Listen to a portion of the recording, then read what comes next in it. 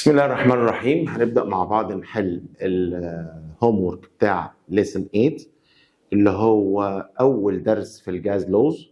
بنتكلم على الدرس اللي هو بتاع بايلز لو اللي بيدرس العلاقة ما بين البريشر والفوليوم، وأهم كلمة ما ننساهاش at constant temperature. لازم التمبريتشر تبقى ثابتة وأنا بنفذ القانون ده. وقانون بيقول لي ببساطة جدا إن relation between البريشر والفوليوم، البريشر والفوليوم انفرس، يعني V1 over V2 equal volume 2 over volume 1. ده القانون ببساطة جدا. هيقعد بقى عشان هو سهل يدور لي يصعب عليا الأسئلة ازاي. يلا بينا، مفيش حاجة علينا صعب. السؤال الأول بيقول in the opposite figure a certain amount of gas. شايفين طبعا ده عبارة عن سلندر في بيستون بيزق الجاز اللي جوه. كل ما البريشر يزيد كل ما الفوليوم بتاع الجاز ده بيقل. is enclosed inside a cylindrical container of uniform cross-sectional area that is equipped with a movable frictionless piston. Which of the following graph represent the relation between the pressure to the gas, the pressure اللي بيتم هنا سوري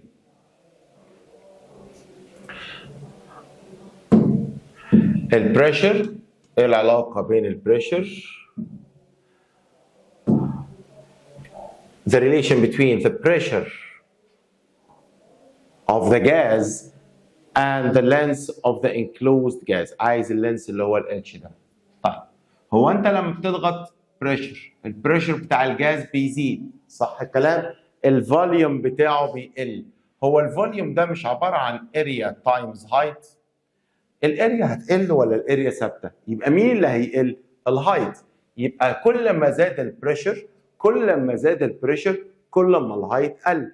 يبقى الريليشن اللي احنا قلناها هنا واحد بيزيد والتاني بيقل، يبقى الريليشن دي ايه؟ انفرس. ايه الرسمه اللي هنا انفرس؟ طبعا لا دي دايركت، لا دي دايركت. الرسمه دي هي اللي انفرس، الرسمه دي دايركت بس سبيشال كيس كده لما بقى فيه كونستنت، ودي هتجيلنا قدام شويه سيبك منها. الإجابة بتاعتنا B. يلا بينا question number 2 بيقول if the volume of gas is 2 liters at 2 atmospheric pressure its volume becomes كام when the pressure decreases to 1. بصوا يا جماعة والنبي decreases to 1 يعني أصبح 1، decreases by 1 يعني نقص 1. والكلام ده هيجي كتير وهيلاقيني بيه كتير. طيب نكمل ده عشان دي سهله. اصل هما اتنين، نزلنا واحد او نقصنا واحد او اصبحنا واحد، هما الاتنين نفس المعنى. الفرق مش هيبان قوي في السؤال ده. طيب هو بيقارن بين ايه يا فندم؟ بيقارن بين ايه؟ ده بريشر صح؟ وايه اللتر ده؟ ده فوليوم حضرتك، صح الكلام؟ طيب بس انا مش هينفع اكتب القانون بتاعي غير لما احط خط تحت كلمه تمام. اكتب بتاع B1 over B2 equal V2 over V1. B1 كان 2 B2 1 فوليوم 2 عايزين نعرفوه. طب ده كان كام؟ كان 2 لترز. يبقى V2 هعمل ده تايمز ده اوفر ده يطلع 4 لترز. وتعال نقرا السؤال اللي بعده. Question 3 an amount of gas of volume كذا، ده فوليوم، at pressure كذا، ده pressure، ومادام ده فوليوم 1 يبقى ده بريشر 1. then its volume at the atmospheric pressure يبقى ده بريشر 2 at same temperature زي at constant temperature. الاثنين دول لازم اشوفهم عشان اكتب القانون بالطريقه ديت. equal V2 over V1. يلا بينا. P1 اللي هي 2 over P2 1 equal V2 عايزينها V1 350. تعمل ده تايمز ده تطلع 700 بنفس اليونت اللي هي سنتيمتر ايه؟ كيو. هتيجي التحويلات ما بين اليونتس دلوقتي وهنشوف الدنيا ماشيه ازاي. لغايه دلوقتي الموضوع سهل. في ناس تانية شاطره تحل بطريقه تانية. يا مستر ده كان 2 بقى 1 بقى divided 2 يبقى الثاني تايمز 2. فعلا 2 تايمز 2 4. نفس الكلام ده 2 بقى 1 يعني divided 2. طب يبقى ده تايمز 2 350 times 2 equal 700 وانا موافق وشغال. يلا بينا للسؤال اللي بعده. question number 4 بيقول مديني جراف صغير كده علاقه بين pressure وفوليوم، وزي ما انتم شايفين العلاقه هي inverse relation، صح؟ الرسمه زي الفل. طيب the opposite graph represents the relation between the pressure of an enclosed gas and its volume at constant temperature. كلمة السر بتاعتي. So the value of x.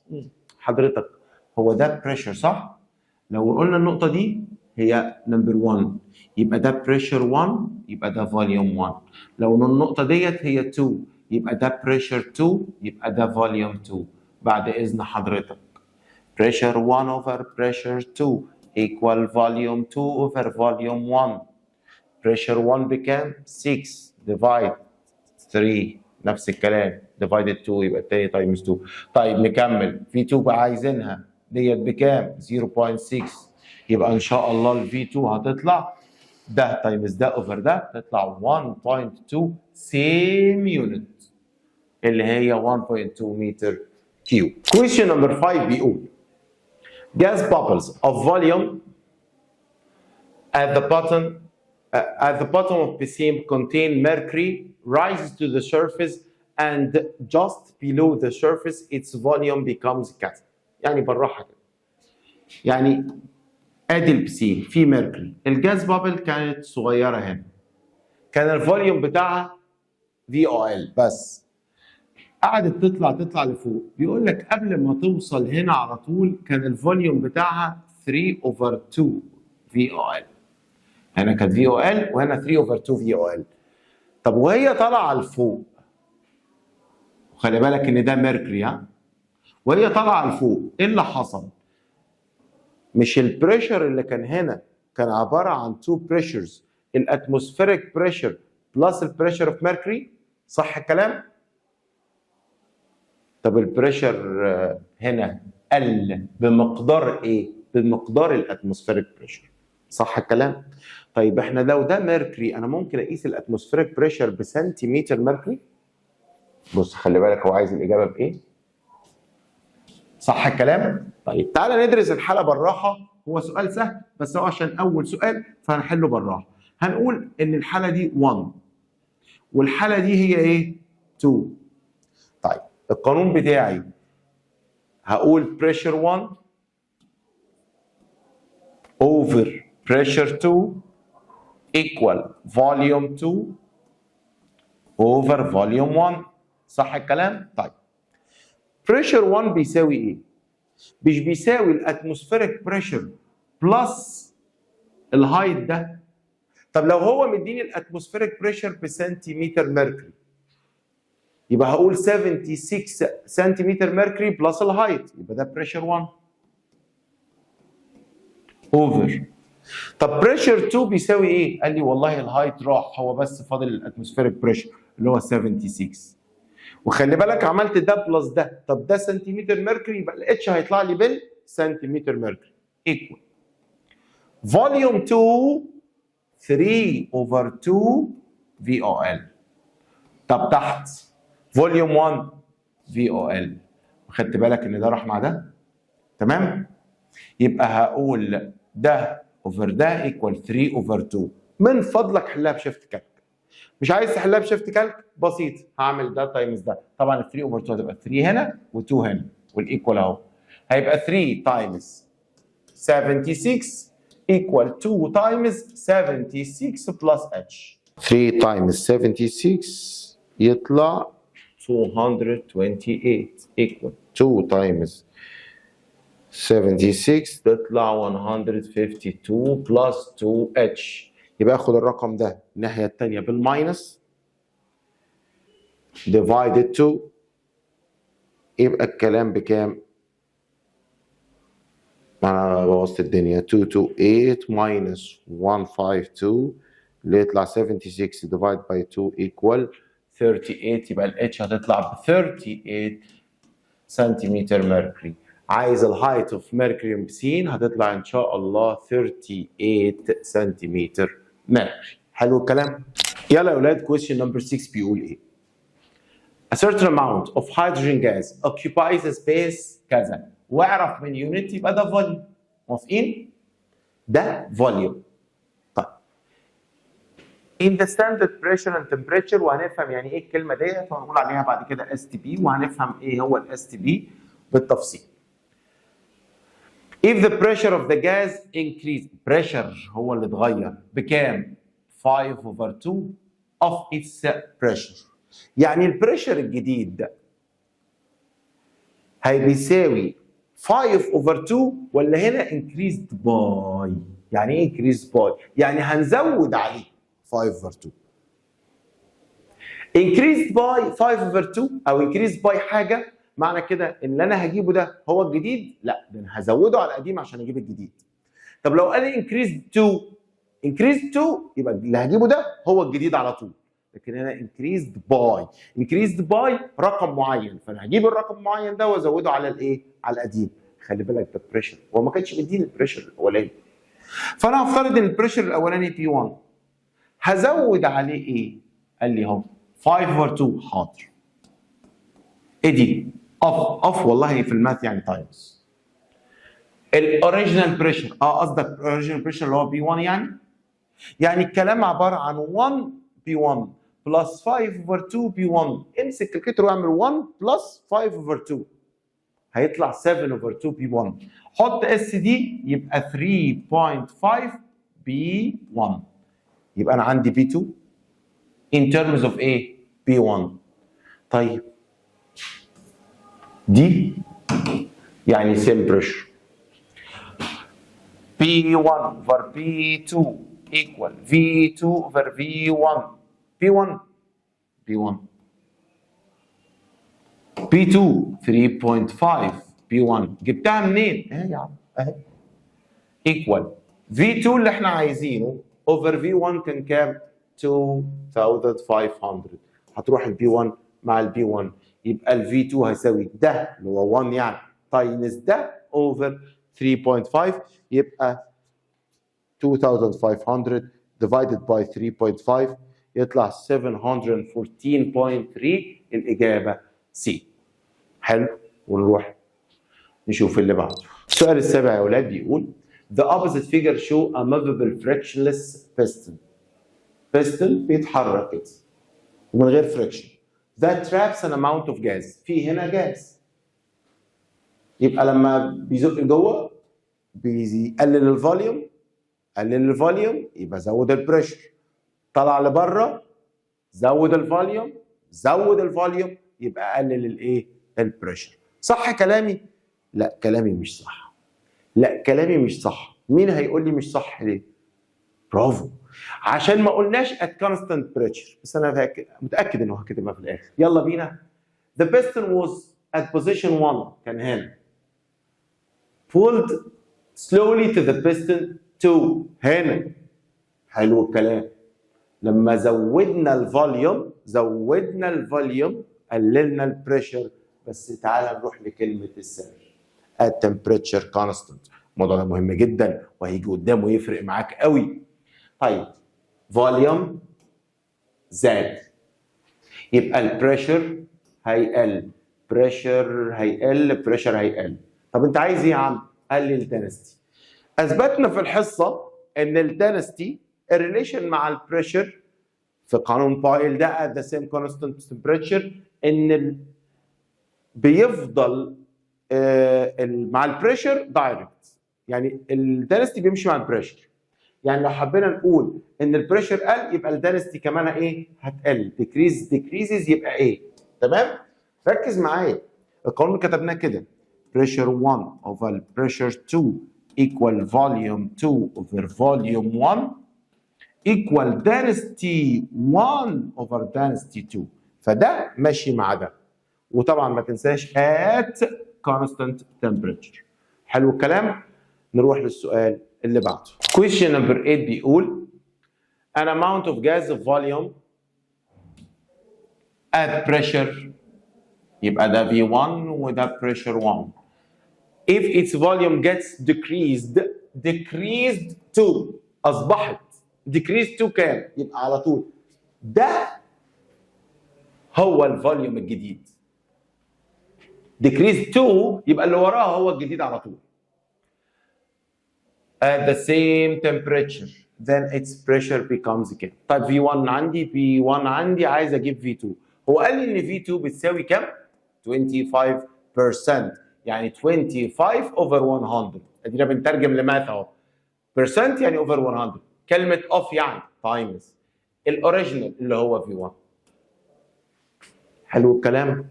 same temperature. يلا بينا B1 over B2 equal volume 2 over volume 1. المرة المليون بنكتب نفس القانون. B1 2 atmospheric pressure، يبقى اللي هيطلع لي تحت atmospheric pressure equal volume 2 25 over 100 V1. طب هنا V1 مع السلامة يا V1، يبقى عايز ده، هقول ده تايمز ده ديفايدد ده تايمز ده ديفايدد ده. هي ده اللي مين تحت 1، بس 100 دي هتطلع تحت، يعني المفروض اكتب كده 2 over B2 equal 25 over 100. تطلع ان شاء الله 208. يبقى 8 atmospheric pressure. تمام؟ اللي بعده question number 9. A chemist wanted to determine اللي تنصح على فكرة the volume of an evacuated flask. So using a tube of negligible volume, so he connected the flask to a reservoir of volume كذا that contains a gas of pressure كذا. He found that the pressure inside the flask and the reservoir became كذا, keeping the temperature constant. Then the volume of the flask is كام؟ بالراحة كده. بيقول لي ايه الحكاية اللي عندي؟ ايه اللي انت عمال تقوله ده؟ بيقول لي انا عندي evacuated flask. عايز اعرف الفوليوم بتاعتي. يبقى انا عندي الحتة ديت ايه؟ evacuated يعني ما فيهاش اي جاز. So using a tube of negligible volume، يعني وصلنا الكلام ده بايه؟ بتيوب، وقلنا ان الفوليوم اللي فيها مش مهم. He connected the flask to a reservoir. الفوليوم بتاعه بكام؟ 750. That contain gas pressure. البريشر بتاع الجاز 45 كيلو باسكال، وقلنا كلمة كيلو يعني كام؟ 1000. He found that the pressure inside the flask and the reservoir became، يبقى ده pressure 1. pressure 2 هو اللي became كام؟ 15 كيلو باسكال. The temperature constant. عايز الفوليوم اوف ايه؟ فلاسك. بالراحه. انا هلعب الاثنين مع بعض، هعتبر الاثنين فوليوم واحد. فوليوم ده بلس فوليوم ده. ليه؟ لان الاولاني كان الفوليوم بتاعه ما اعرفوش. صح؟ فانا لازم احط الفوليوم ده زائد الفوليوم ده مع بعض. يبقى فوليوم 1 اللي كان في ريسيفوار بس اللي هو 750. طب فوليوم 2 عباره عن ايه؟ قال لي لا، ده انا وصلت ده مع ده، كان 750 بلس فوليوم اوف ايه؟ فلاسك اللي احنا عايزين نعرفه. طب بريشر 1 كان كام؟ قال لي بريشر 1 كان 45 كيلو باسكال. طب بريشر 2 كان كام؟ 15 كيلو باسكال. قال لي سيم تمبريتشر، يلا بينا نحط الكلام. B1 45 over B2 15 equal V2 75 750 بلس هسميها X over كام؟ 750. اشتغل كريس كروس او اشتغل بالكالكليتر مش فارقه. يلا نعمل ده تايمز ده 40، او بلاش ده تايمز ده الاول، نعمل ده ديفايدد 15 تبقى 3، ده ديفايدد 15 تبقى 1، 3 تايمز 750 تبقى 2250 equal 750 بلس X.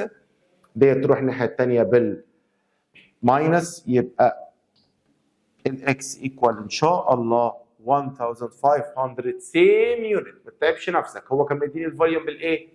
فين؟ فوق اهو ملي لتر، يبقى ان شاء الله 7 اللي هيطلع 1500 ملي لتر. سؤال سهل. Question number 10 بيقول in the figure 1 a certain amount of gas is enclosed inside a cylindrical container which is زي السؤال اللي فات is equipped with movable frictionless piston.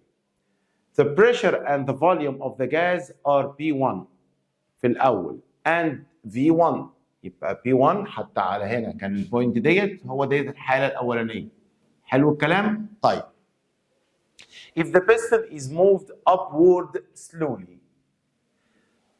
حلو الكلام؟ هو لما يطلع لفوق إيه اللي هيزيد؟ الفوليوم هيزيد. فالفوليوم هيبقى فوليوم 2. طب لما الفوليوم يزيد البريشر يقل. يبقى البريشر لازم يقل لتحت. يا يبقى ديت يا يبقى ديت. يبقى ده غلط وده غلط. تعالوا نشوف بقى سي ولا دي ايه الفرق. تعالوا نكمل كلام. If the piston is moved upward very slowly till the volume of the gas becomes 2V. يبقى عملنا الفوليوم times 2. يبقى هنعمل البريشر divided 2. طب تعالى نبص على اليونتس اللي هنا. اليونتس اللي هنا كانت 1 2 3 4. لما اعملها divided 2 تبقى كام؟ 2. يبقى المفروض البريشر هيوصل ل 1 2 اللي هي الاجابه سي. يبقى ديت غلط. حلو الكلام؟ انه كيرف اللي بيقول هو الاجابه سي عند الاجابه سي. استاذنكم بقى اكمل لكم الهوم ورك كده المره الجايه ده تعبت من الوقت. يلا باي باي. يلا اولاد نكمل مع بعض هوم ورك 8 1 اللي بدأناه المره اللي فاتت وكنت تعبت منكم معلش عجزت شويه. كملوا النهارده يلا بينا. احنا كنا وقفنا عند سؤال رقم 10 المره اللي فاتت. نكمل النهارده على طول. question number 11 بيقول a certain amount of gas volume كذا at temperature 0 Celsius is transferred completely to an evacuated container. يعني فاضي. الفوليوم بتاعه بكام؟ يبقى الفوليوم القديم او الفوليوم الاولاني كان كده. يبقى ده الفوليوم الثاني. hence the pressure becomes 1 atmosphere. يبقى ده البريشر الجديد ده. يبقى ده pressure 2. at the same temperature then the gas pressure P4 عايز pressure 1.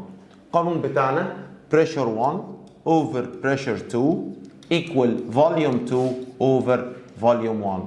pressure 1 اللي احنا عايزينه over pressure 2 اللي هو 1 atmospheric pressure.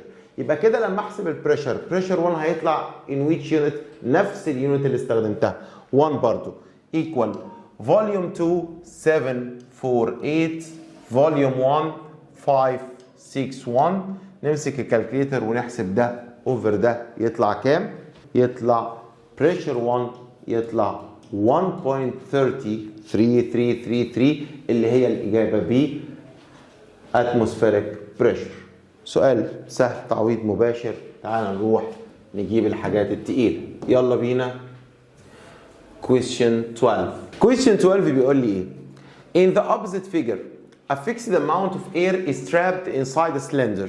عندي سلندر فيه جاز equipped with movable frictionless piston. يعني البيستون ده بيتحرك من غير ما يعمل فريكشن. والفريكشن يفرق معايا بس ما عندناش مسائل فيها فريكشن بيفرق. فريكشن بيعمل لوز في البريشر ما بيعملش الكلام ده. مش عندنا الاسئله دي اتشالت خلاص. when the piston is pulled slowly from x to y. يبقى كان هو عند الاكس اتشد كده عند الواي. يعني مشي في الاتجاه ده. معنى كده ان الفوليوم بتاعي كان صغير وكبر. وسعت له اهو. لما الفوليوم يكبر البريشر عكسه يقل. طيب تعال نكمل. to a constant pressure at constant pressure وده كلمة السر بتاعتنا قلنا then the air pressure inside the cylinder. تعالوا نبصوا كده. هو الفوليوم الاولاني كان الفوليوم بتاع الحبة دول. الشكل ده عبارة عن ايه؟ عن سلندر. الفوليوم بتاعه بيساوي ايه؟ area تايمز هايت. معلش هو نايم على جنبه عشان انتوا قلتوا لي في الكلاس يا مستر مش الهايت كده. لا طب لو نيمنا السلندر كده مش يبقى الهايت كده. هي يبقى اريا تايمز هايت. يبقى لو قلنا فوليوم 1 اللي هو كان عند الاكس بيساوي الاريا تايمز الهايت ده بالايه؟ 10 سنتيمتر. خليها بالسنتيمتر. طب فوليوم 2 هيساوي نفس الاريا ولا مش نفس الاريا؟ تايمز كام يا جماعه؟ تايمز 40. حلو الكلام. بعد اذن حضرتك وبالعقل، هو V1 over V2 مش الاريا هتروح مع الاريا؟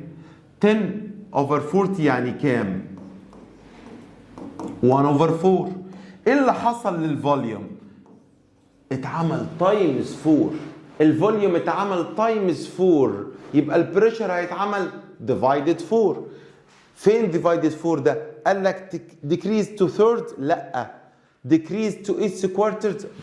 برافو عليكم، هو ده الإجابة. قل للربع، أصل الفوليوم زاد عمل تايمز 4، يبقى البريشر هيبقى ديفايدد 4، هيقل للربع.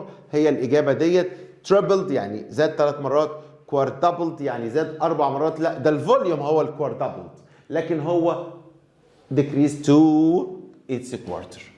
يلا بينا نروح للسؤال اللي بعده. Question number 13 بيقول The figure shows the balloon of volume VOL in a well sealed bell jar. ايه هو البيل جار؟ اللي مقفول ده كده. well sealed يعني مقفول كويس جدا ما يتفتحش. made of glass that is connected to vacuum pump. الفاكيوم بامب ده اللي هي الحته ديت بتعمل ايه؟ الفاكيوم بامب دي بتشد الهواء لبره. طب ما لما بتشد الهواء لبره معنى كده انها بتعمل evacuation للايه؟ للبيل بامب ده. طب ما هو بعد اذن حضرتك، هو لما ده يقل الهواء اللي جوه معنى كده ان البريشر بتاعه هيقل. طب لما البريشر يقل الفوليوم يزيد، معنى كده ان البالون اللي جوه ديت هتكبر، الفوليوم بتاعها هيكبر، الفوليوم بتاعها هيزيد، يبقى البريشر هيقل. تمام، يلا بينا. هو بيتكلم اهو what happened to the air pressure and the air volume inside the balloon. inside the balloon هو بعد اذن حضرتك لما دي اشد منها الهواء يبقى البريشر اللي بره البالون اقل من اللي جوه، يوم اللي جوه يضغط عليها فالبالونه تكبر معانا كده. البالونه تكبر يبقى الفوليوم بتاع الهواء اللي جواها زاد ولا ما زادش؟ البالون فوليوم هيزيد. طيب لما الفوليوم يزيد يبقى على طول البريشر يقل. يبقى فين البريشر بيقل؟ اهو. يبقى الاجابه بتاعتنا سي. تعال نروح نشوف السؤال اللي بعده. Question number 14 بيقول لي the opposite figure show a pile apartment اللي عمل بيها بايل القانون بتاعه where the temperature is kept at constant مش فارقه معايا كام، المهم ان هو constant during the experiment and the atmospheric pressure equal كذا. ادي الاتموسفيريك بريشر، هو مديهوني بالمليمتر ميركوري اللي احنا كنا بنقول عليه ايه؟ تر. طب انا هشتغل بالمليمتر. لو رحت بصيت على الرسمه هتلاقي كله شغال بالايه؟ بالسنتيمتر. طب اشتغل انا بالمليمتر، ما تحول ده لسنتيمتر هيطلع كام؟ 76 سنتيمتر. نكمل. when a tube A is raised لما امسك ديت وارفعها لفوق ايه اللي هيحصل؟ a little upward the height difference between the mercury level inside the two tubes get increased by 5 سنتيمتر. ايه ده الكلام ده؟ ده لما الهايت ديفرنس هنا كان كام يا جماعه؟ كان 10. لما ارفعها لفوق شويه هيبقى الهايت ديفرنس بينه وبين هنا كام؟ increased by 5. يعني هو الديفرنس الاولاني كان 10، التاني هيبقى كام؟ هيبقى 15 increased by 5. اللي يجي بعد باي تزوده او تقلله من الاصل، اللي يجي بعد 2 يبقى هو ده الجديد. قلنا الفرق بين increased by و increased to. increased by اللي هيجي بعد باي يا هتزوده اذا كان increased او هتقلله اذا كان decreased، لكن اللي هيجي بعد 2 هو الجديد. طيب ده increased by 5 يعني كان 10 بقى 15. Then the length of the trapped air column in the tube B becomes كام؟ طب ما تيجي نفهم ايه البايل ده وايه اللي عمله، نفتكر تاني الكلام مع بعض. بعد اذن حضرتك شايف الخط اللي هو عامله ده؟ ده حاططهولي عند سيم سي، صح الكلام ولا لا؟ طيب هو ايه اللي بيأثر هنا؟ الاتموسفيريك بريشر. واضح قوي ان دي مفتوحه، لكن دي مقفوله اهي، مكتوب عليها ايه؟ فيكسد، وحاطط لي هنا تاب، معناها ان دي مقفوله. الترابد اير اللي محبوس هنا البريشر بتاعه بيزق هنا. طب حضرتك الاتموسفيريك بريشر هنا بيزق، وال10 سنتيمتر دول بيزقوا، معنى كده ان الترابد اير ده بقى البريشر بتاعه بكام؟ قال لي والله يبقى في الحاله الاولانيه البريشر كان بيساوي مجموع الاتموسفيريك بريشر بلس 10. طب الاتموسفيريك بريشر انا هجمع 10 سنتيمتر، يبقى لازم ده يبقى بالايه؟ بالسنتيمتر، يعني 760 ملم هيبقوا 76 بلس ال 10، معنى كده انه هيبقى 86. ده ايه ده يا جماعه؟ سنتيمتر ميركوري. ده البريشر الاولاني. طب البريشر الثاني والله قال لي ان ال 10 دول بقوا 15، يعني لما كان 76 الاول هعملهم بلس كام؟ 15 ايكوال 91 سنتيمتر ميركوري. طب شكرا، انا عندي بريشر 1 وعندي بريشر 2. طب فوليوم 1 كان قد ايه؟ والله مش ده سلندر، الفوليوم بتاعه عباره عن area of the base times الهايت اللي هو 12، يبقى فوليوم 1 كان area تايمز 12 وشغال بالسنتيمتر، يبقى اللي هيجي لي الناحيه الثانيه بالسنتيمتر. طب ما انا خلاص عايز فوليوم 2، هقول له بريشر 1 86 اوفر بريشر 2 91 ايكوال فوليوم 2 اللي انا عايز اعرفه هو بكام اوفر فوليوم 1 اللي هو اريا تايمز ايه؟ 12. نجيب V2 هعمل ده تايمز ده اوفر ده، وما انساش ان الايه موجوده معايا، يعني هعمل 12 تايمز 86 واللي هيطلع ديفايدد 91 يطلع 11.34، وما انساش الاريا. طب ده الفوليوم، انا عايز اللينس، مش الفوليوم ده عباره عن اريا تايمز هايت. طب ما الكلام ده عباره عن 11.34 تايمز اريا. طب مع السلامه يا اريا، يبقى الهايت ب 11.34. هو هنا عمل ابروكسيميشن تو 11.3 سنتيمتر، لان انا خدت ال 12 بالسنتيمتر، فاللي هيطلع لي بالايه؟ بالسنتيمتر. الاجابه بتاعتنا ايه؟ سؤال حلو. ناخد السؤال اللي بعده.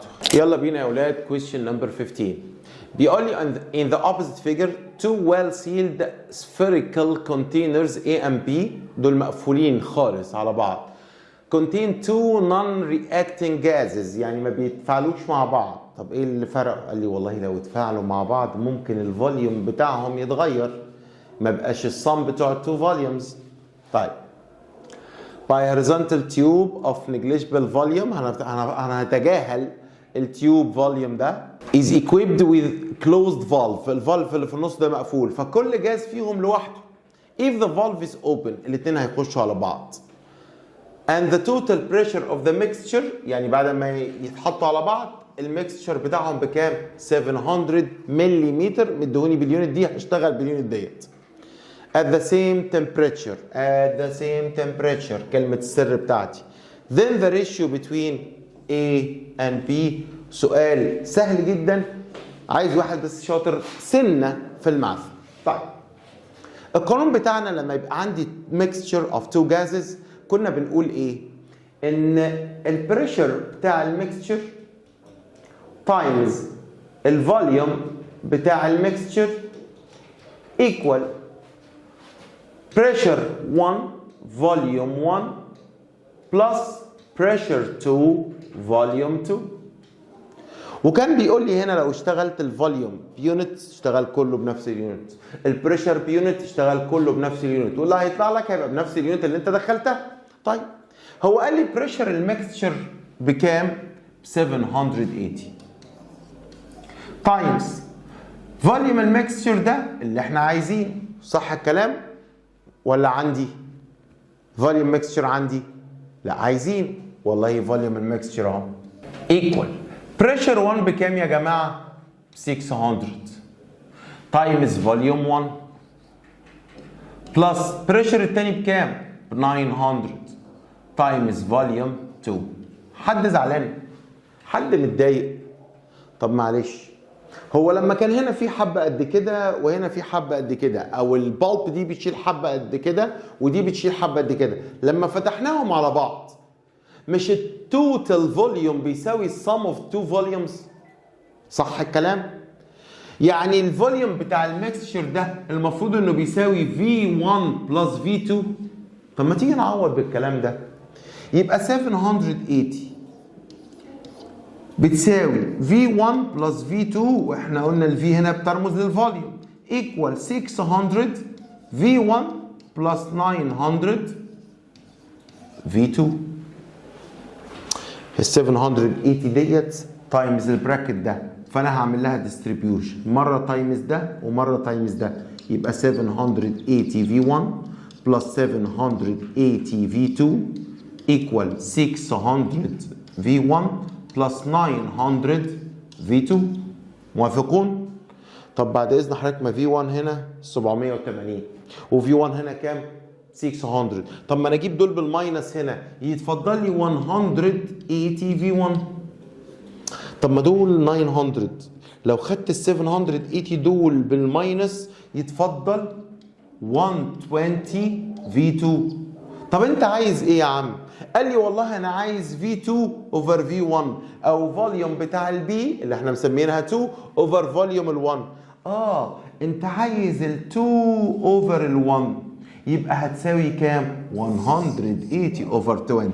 يبقى فوليوم 2 over فوليوم 1 هتساوي 180 over 120. 0 مع 0 divided by 6 equal 3 divided by 6 equal 2. يبقى الإجابة 3 over 2. سؤال جميل جدا، سؤال يتوقع قوي ان يجي في الامتحان، بس هو شغال شوية ماث. العلاقة هنا بس هي اللي نفهم جت منين. وحاجة تانية ان الميكستشر فوليوم هو الفوليوم ده بلس الفوليوم ده، ما الحته دي بتشيل 3 لتر والحته دي بتشيل 6 لتر، لما حطيتهم على بعض يبقى هيشيلوا 9 لتر. يبقى الفوليوم الجديد هو السم اوف 2 ايه؟ فوليومز.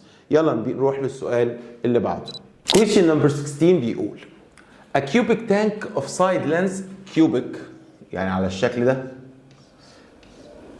اللينث بتاعه L contains a certain amount of an ideal gas at pressure B. يبقى البريشر بتاعه B.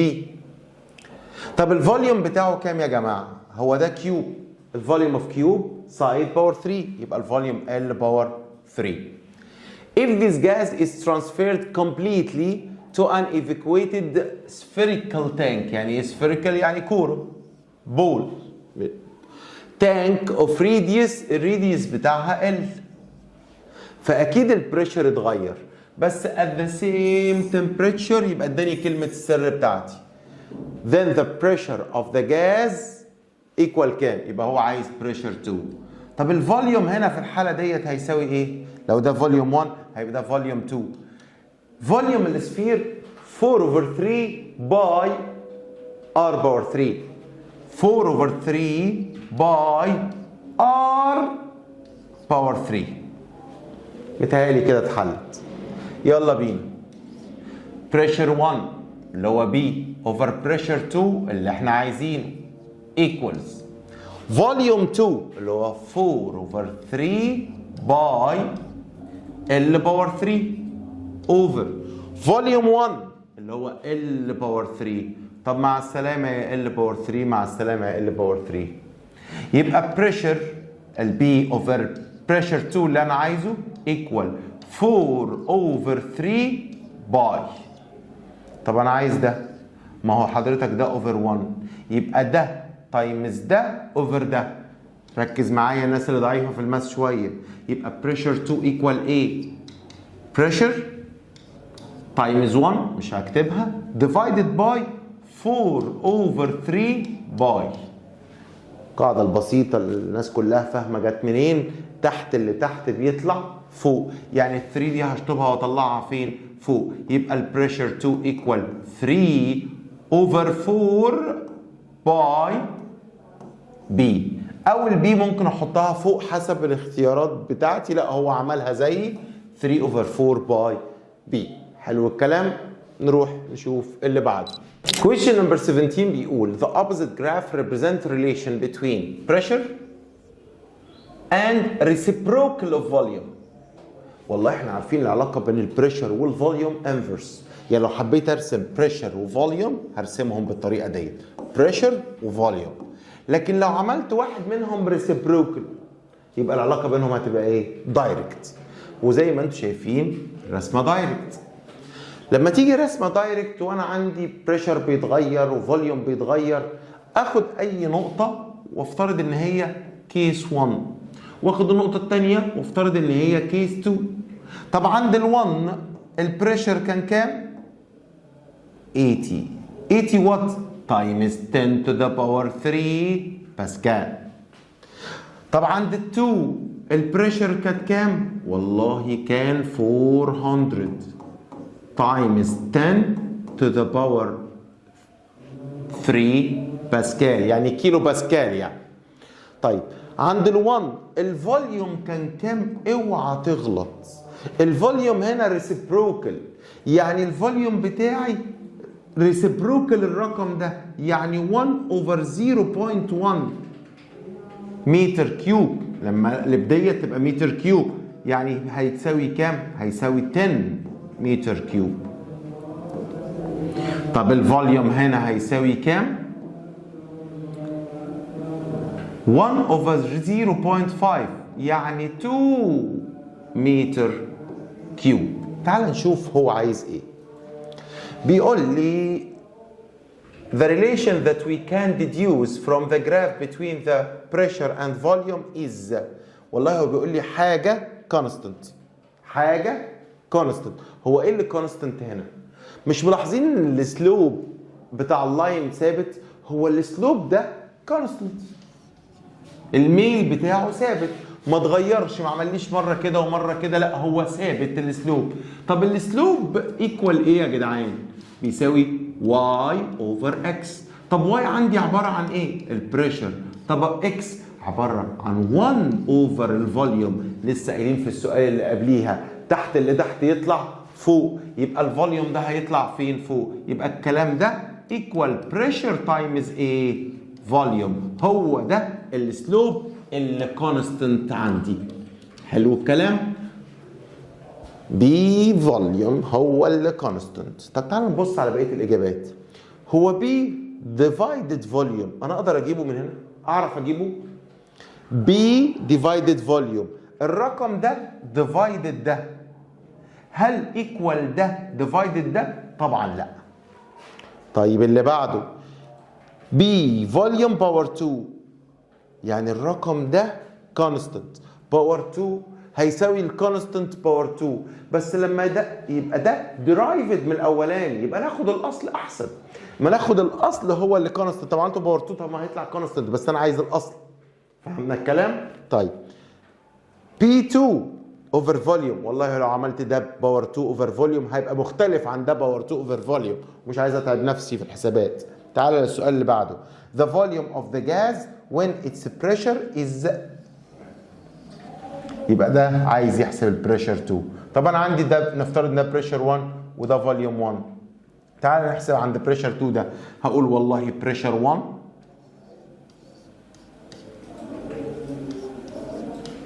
اوفر بريشر 2، صح كده؟ لا، كيلو باسكال. قلنا كيلو يعني على طول 1000 ايكوال فوليوم 2 اللي احنا عايزينه اوفر فوليوم 1 اللي هو كان كام؟ 10 متر. يبقى فوليوم 2 ان شاء الله، ايه رايكم ده يروح مع ده والزيرو مع الزيرو 1 اوفر 3، هيبقى 10 ديفايد 3 يعني 3.33 متر كيوب، اللي هي الاجابه سي. تمام، حلو الكلام. سؤال طويل شويه بس اي جراف بحب اتك عليه شويه يا جماعه، الموضوع مهم جدا. طيب question number 18 بيقول in the opposite figure a cylinder closed from both ends، سلندر مقفول من فوق ومن تحت، contain a frictionless movable piston، في بيستون بيتحرك at its middle، يبقى ده في النص، يبقى الحبه اللي فوق قد الحبه اللي تحت، يعني لو افترضنا اللي فوق L يبقى اللي تحت L، دي الحاله الاولانيه. where the gas pressure at the sides of the piston، يعني البريشر الاولاني كان 75 سنتيمتر ميركوري هنا وهنا.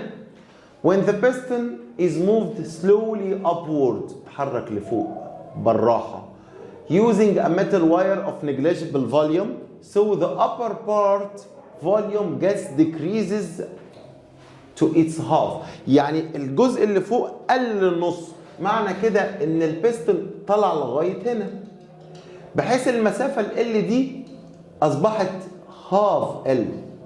طب يبقى اللي تحت كام ال؟ 1.5 ال، 1.5 ال. مش هم كلهم 2 ال؟ اللي فوق نص يبقى اللي تحت 1.5. طيب then the difference in gas pressure at the side of the pistons. عشان نفرق بين الحاجتين لازم اسمي ديت حاجه وده حاجه. نفترض الحبه اللي فوق اسمهم اكس، يبقى الحبه اللي تحت اسمهم واي، واروح اشتغل مره على الاكس ومره على الواي، اجيب البريشر الجديد بتاع الاكس، اجيب البريشر الجديد بتاع الواي، وبعدين اجيب الديفرنس بينهم. تمام؟ طيب لما نيجي نشتغل على الاكس، بريشر 1 كان 75 سنتيمتر مركري، بريشر 2 احنا عايزينه. طب فوليوم 1 كان كام؟ والله فوليوم 1 اريا تايمز هايت، يعني اريا تايمز ال.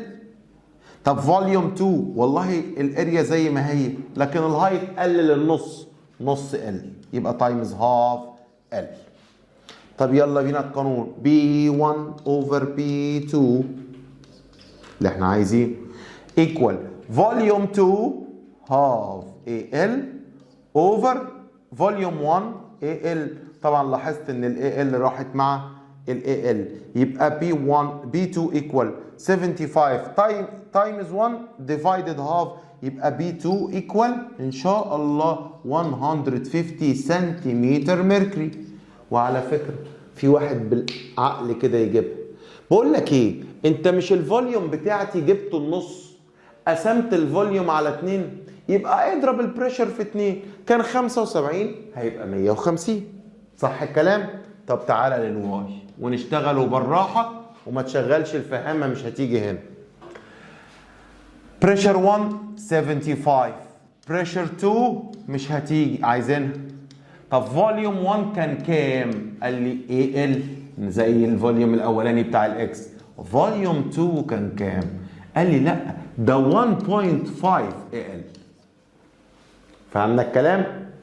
طيب يبقى P1 over P2 اللي احنا عايزينها equal فوليوم 2 over فوليوم 1. مع السلامة يا AL، يبقى P2 equal 75 times 1 divided 1.5. 75 divided 1.5 equals 50 سنتيمتر مركري.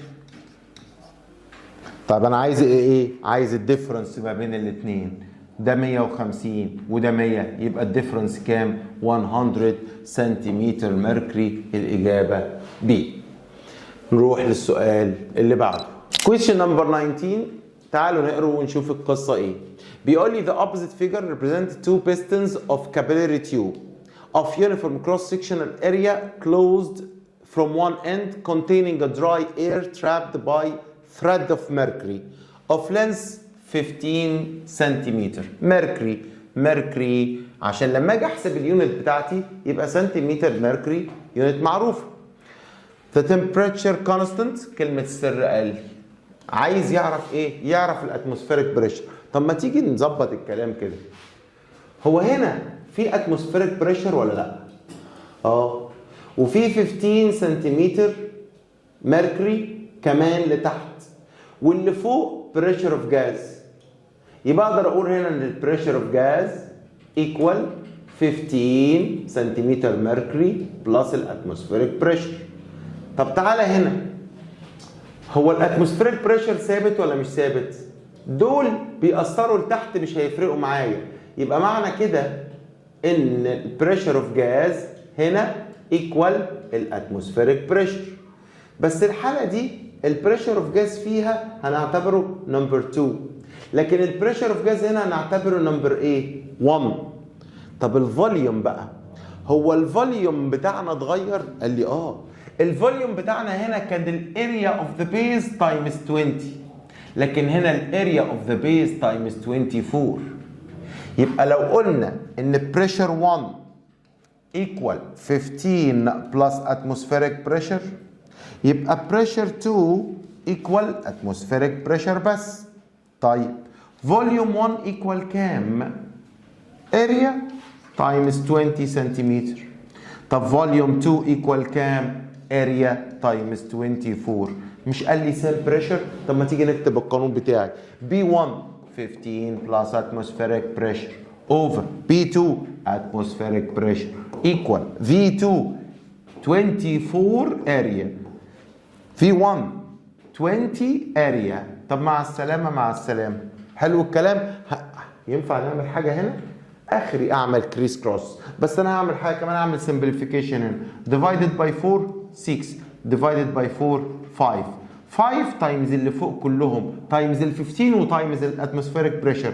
5 تايمز 15 75 تايمز الاتموسفيريك بريشر يبقى 5 اتموسفيريك بريشر ايكوال ال 6 تايمز الاتموسفيريك بريشر 6 تايمز الاتموسفيريك بريشر 5. لو راحوا هناك بالماينس يبقى الاتموسفيريك بريشر ايكوال كام يا اولاد؟ 75 سنتيمتر ميركوري. وده اجابه السؤال الاول. طب عايز ايه؟ قال لي the length of trapped air column if the tube is held vertically with the open end downwards يعني اتعمل كده. طب ما حضرتك انا عندي حاجه ثابته كده، هو مش ده 15 ولا اتغيروا؟ طب بيأثروا لتحت. طب الاتموسفيريك بريشر هيأثر لفوق بكام؟ ب 75. طب ما لازم اللي تحت يبقى قد اللي فوق، يبقى الجاز هيأثر بكام؟ 75 equal 15 بلس البريشر بتاع الترابد اير هيبقى 60. 15 و 75 يبقى ده هيطلع كام؟ 60 سنتيمتر. يبقى البريشر اللي هنا بتاع الجاز هيبقى كام؟ 60 سنتيمتر ميركوري. طب ده هيأثر على البريشر، هيأثر على الفوليوم ولا مش هيأثر؟ هيأثر. اقارنها بايه؟ قال لي قارنها باي واحده من الاثنين. تعال نقارنها برقم 2 ده. رقم 2 كان البريشر بتاعي كان 75 والاريا بتاعتي كانت 24 اريا. هعتبرها ان دي واحد. يبقى بريشر 1 بتاعي 75 اوفر بريشر 2 60 ايكوال فوليوم 2 اللي انا ما اعرفوش اللي انا عايز اعرفه اوفر فوليوم 1 اللي هو 24 اريا. نجيب ال V2 ما ننساش كلمة الايه؟ الاريا. نعمل ده 75 تايمز 24 divided by 60 تطلع 30 اريا. طب انا عايز ايه؟ الفوليوم ولا عايز الهايت؟ ما الفوليوم ده عبارة عن الاريا تايمز الهايت. يبقى الهايت هيطلع كام يا جدعان؟ 30 سنتيمتر. سؤال جميل. مدخل السؤال ده في الأسئلة بتاعة التيوب اللي حليناها في الليسن اللي فات. Question number 20 بيقول A gas bubble comes out from a breathing tube used by diver. غطاس تحت بيتنفس معاه تيوب بتاع يتنفس بيها، طلع منها بابل.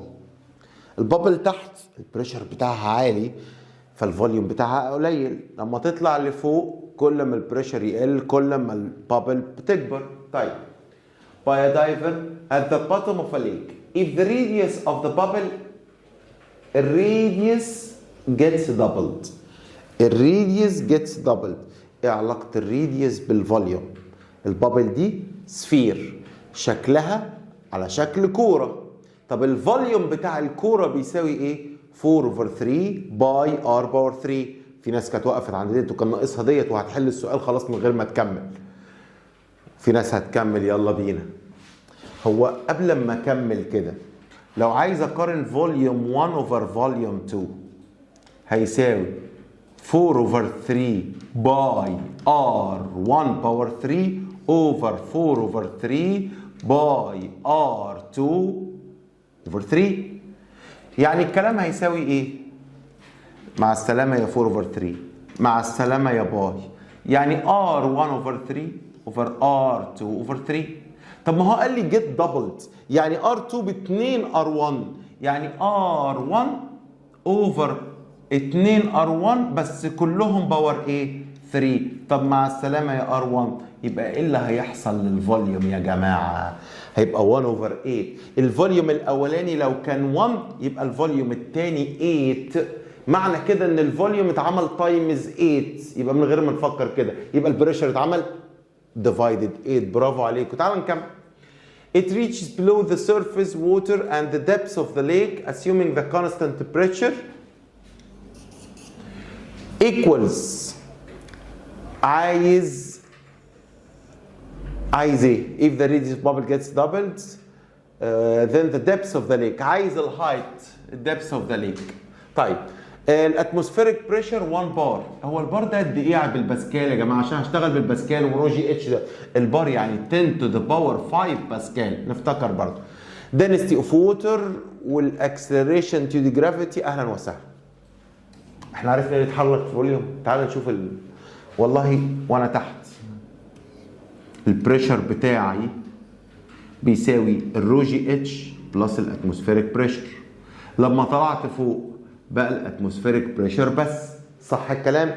يبقى في الحاله الاولانيه اللي هي 1 بريشر 1 كان بيساوي اتموسفيريك بريشر اللي هو 10 to the power 5 بلس رو جي اتش رو تايمز جي تايمز اتش. طب في الحالة الثانية البريشر هو الاتموسفيريك بريشر بس اهو. تمام؟ طب ما انا عندي P1 وP2 وعندي 1 اوفر 8. لو عايز تشتغل بالقانون ماشي. بس انتوا قلتوا لي حاجة جميلة قوي ان لما عملنا الفوليوم تايمز 2 تايمز 8 البريشر ديفايدد 8. معنى كده ان البريشر الجديد بيساوي البريشر القديم ديفايدد 8. صح الكلام؟ يعني 10 to the power 5 ايكوال الرقم ده كله. هختصر ديت يا جماعه divided by 8. ايه رايكم ان ال 8 دي تروح الناحيه الثانيه بالتايمز؟ يبقى 8 تايمز 10 to the power 5 ايكوال 10 to the power 5 بلس ده. يبقى دي هتروح الناحيه الثانيه. هكتبها واحده واحده. 8 تايمز 10 to the power 5 equal 8 power 5 plus 10,000 اتش. طب ما ده يروح الناحيه الثانيه بالماينس. ده 8 minus 1 يبقى 7 times 10 to the power 5 equal 10,000 اتش. 10,000 دي بالتايمز تروح بالديفايدد هيبقى 70. يبقى الهايت بتاع الليك بكام يا جماعه؟ 70 متر. سؤال جميل جدا. لاحظنا ان في الاخر الاسئله عماله تزيد سنه الصعوبه بس اسئله كلها بتيجي بالفهم. احنا ماشينا بالتدريج من السهله خالص اصعب شويه اصعب شويه وبناخد الافكار كلها. يلا بينا يا اولاد نحلوا اخر سؤال عندنا. سؤال جميل جدا بيقول لي quantity of nitrogen gas الفوليوم بتاعه 3 over 2 فوليوم at pressure سماه B mixed with quantity of oxygen. ده نيتروجين ده اكسجين. الفوليوم بتاعه ب V. البريشر بتاعه 5B closed in a closed container. ده فوليوم الميكستشر. يعني الاثنين اتحطوا في الفوليوم الجديد اللي هو هاف V. تمام؟ عايز البريشر اوف ذا ايه؟ ميكستشر.